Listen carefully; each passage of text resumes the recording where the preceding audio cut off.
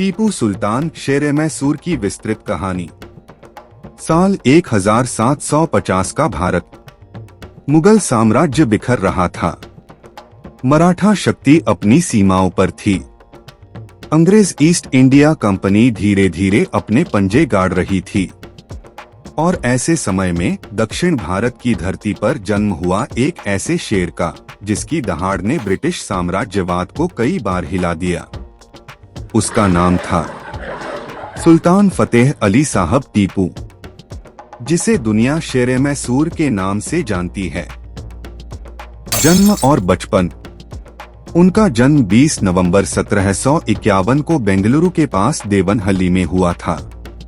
पिता हैदर अली एक साहसी योद्धा और मैसूर के शासक थे। मां फातिमा फखरुन्निसा धार्मिक और दयालु थी। टीपू का बचपन महलों में आराम से नहीं बीता। हैदर अली ने अपने बेटे को तलवार, घुड़सवारी और युद्धकला की शिक्षा दी, साथ ही अरबी, फारसी, कन्नड़ और उर्दू भाषाओं में निपुण बनाया। क्योंकि हैदर अली मानते थे, एक राजा को किताबों की बुद्धि और युद्ध के मैदान की ताकत दोनों चाहिए। पहला युद्ध। सिर्फ 15 साल की उम्र में टीपू ने पहला युद्ध लड़ा, ब्रिटिश सेना के खिलाफ। मैसूर की सेना में एक युवा सेनापति के रूप में उन्होंने वह बहादुरी दिखाई, जिससे उनके पिता तक प्रभावित हुए। सिंहासन पर आगमन। हैदर अली का देहांत 7 दिसंबर 1782 को हुआ था। उनकी मौत का कारण गंभीर बीमारी थी।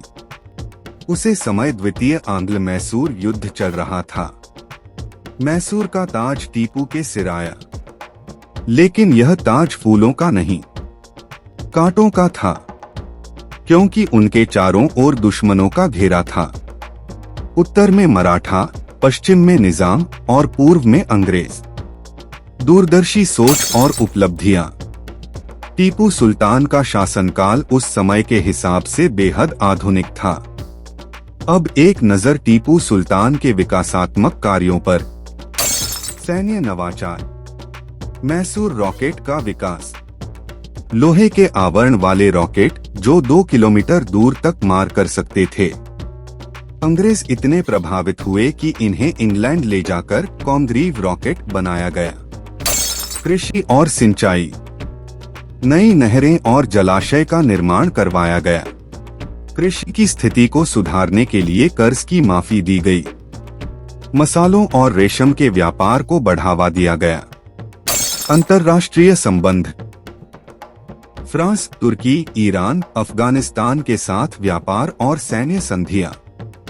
फ्रांस के शासक नेपोलियन बोनापार्ट को पत्र लिखकर भारत में ब्रिटिश पर हमला करने का प्रस्ताव दिया।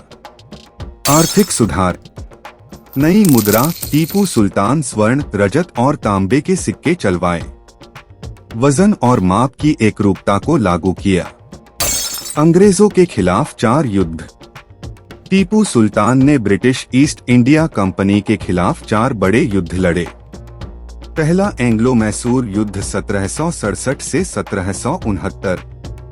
इसमें अंग्रेजों को करारी हार हुई।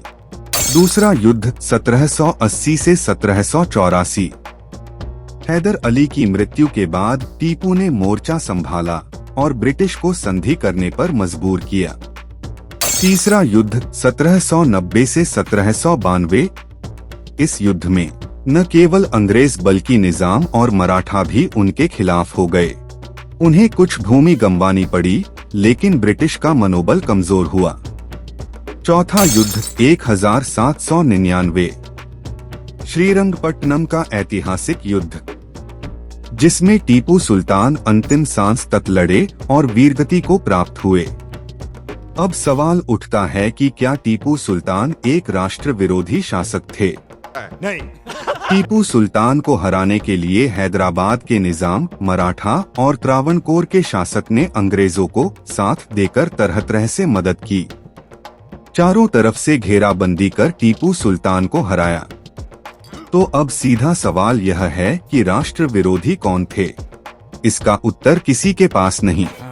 ये बड़ी अच्छी बात कही आप। ठीक। लेकिन उनके कार्य इसके विपरीत हैं। उन्होंने श्रीरंगपट्टनम के श्रीरंगनाथस्वामी मंदिर को सोने की छत चढ़वाई। मेलकोटे के चेलुवानारायण मंदिर को भारी अनुदान और पुनर्निर्माण।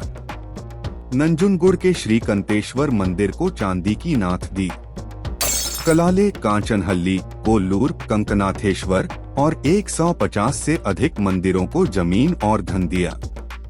इतिहासकार मोहम्मद इकबाल और बी शेठी के मुताबिक टीपू ने धार्मिक विविधता को सम्मान दिया और प्रशासन में सभी धर्मों के लोगों को शामिल किया। न्यायप्रियता और शासन। टीपू का दरबार न्यायप्रिय था। उन्होंने भ्रष्ट अधिकारियों को सख्त सजा दी। किसानों के हक में फैसले किए। अदालत में फैसला धर्म देखकर नहीं, सबूत देखकर होता था। आरोप और उनका खंडन। ब्रिटिश इतिहासकार जेम्स मिल्क ने अपनी किताब the history of British India में टीपू सुल्तान को एक क्रूर और धार्मिक कट्टर शासक के रूप में चित्रित किया।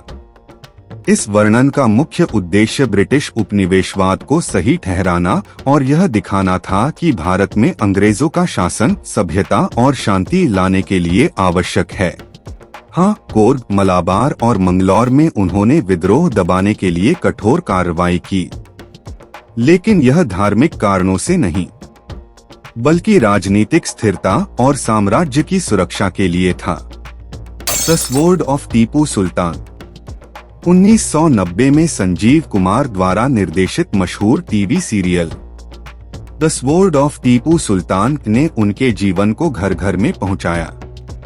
इस सीरियल ने दिखाया कि वे सिर्फ तलवार के धनी नहीं, बल्कि एक दूरदर्शी नेता और देशभक्त भी थे। आज का राजनीतिक संदर्भ। आज 21वीं सदी में भी टीपू सुल्तान का नाम राजनीति में गूंजता है। कभी उन्हें पाठ्य पुस्तकों से हटाने की मांग होती है, कभी उन्हें हिंदू विरोधी कहकर विवाद खड़ा किया जाता है। इतिहासकार इरफान हबीब कहते हैं, टीपू सुल्तान को केवल एक धार्मिक चश्मे से देखना उनके पूरे योगदान के साथ अन्याय है। प्रोफेसर रामचंद्र गुहा लिखते हैं, वे 18वीं सदी के सबसे आधुनिक, साहसी और दूरदर्शी भारतीय शासकों में से एक थे। निष्कर्ष, टीपू सुल्तान को किताबों से हटाया जा सकता है, लेकिन इतिहास से नहीं मिटाया जा सकता। उन्होंने विज्ञान, रणनीति और साहस से ब्रिटिश साम्राज्य को चुनौती दी। उनका जीवन हमें सिखाता है कि सच्चा नेता वही है जो आखिरी सांस तक अपनी मिट्टी के लिए लड़े। टीपू सुल्तान की प्रसिद्ध पंक्ति है, शेर की एक दिन की जिंदगी गीदड़ की 100 साल की जिंदगी से बेहतर है। अब आप तय कीजिए कि टीपू सुल्तान क्या थे। और अब आप यहाँ तक वीडियो देख ही लिए हैं तो इसे जरूर लाइक करें और कमेंट में अपने विचार को रखें। और यदि आप चैनल पर नए हैं तो इसे जरूर सब्सक्राइब करें। आपका बहुत बहुत धन्यवाद।